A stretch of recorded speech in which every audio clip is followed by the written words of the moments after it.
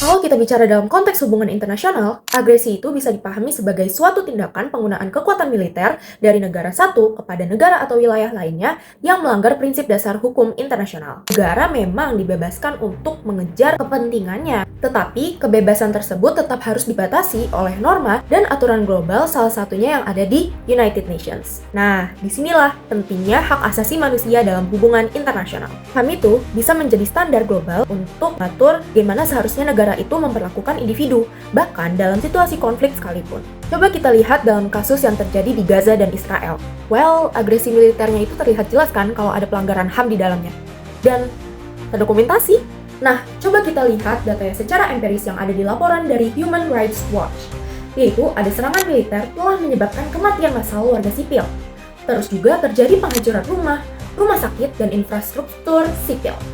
Ada pengungsian paksa dalam skala besar, serta pembatasan akses air, makanan, dan bantuan kemanusiaan. Bahkan, lebih dari 44.000 orang dilaporkan tewas dan lebih dari 100.000 luka-luka sejak tahun 2023. Dan sekitar 90% populasi Gaza itu mengalami pengungsian secara paksa. What? Kalau gini berarti memang udah banyak banget instrumen dari HAM yang dilanggar.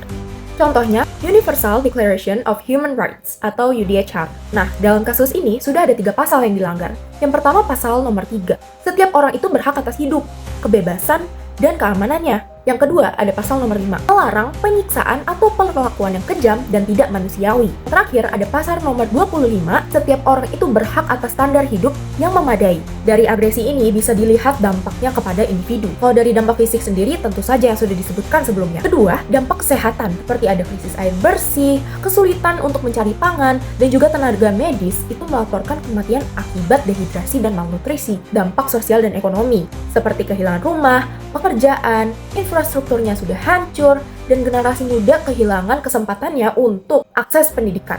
Jadi, agresi itu bisa dibuktikan berdampak secara langsung terhadap pelanggaran HAM individu walaupun sudah ada aturan di Geneva Convention, UDHR, dan lembaga lainnya, tapi aturan-aturan itu seringkali tidak bisa dijalankan secara efektif di lapangan. Di sini, peran negara itu sangat penting. Kenapa? Karena negara itu menjadi aktor yang memiliki tanggung jawab untuk menghormati dan melindungi HAM. Lalu masyarakat internasional itu juga punya peran seperti melalui tekanan diplomatik, bantuan kemanusiaan, juga penegakan hukum internasional. Pada akhirnya, pertanyaannya itu bukan apakah aturan itu benar-benar ada, tapi apakah aturan itu benar-benar ditegakkan. Karena tanpa komitmen yang nyata, hukum internasional itu hanya akan menjadi norma di atas kertas. Sementara korban itu terus bertambah jumlahnya. Maka dari itu, you should know what to do.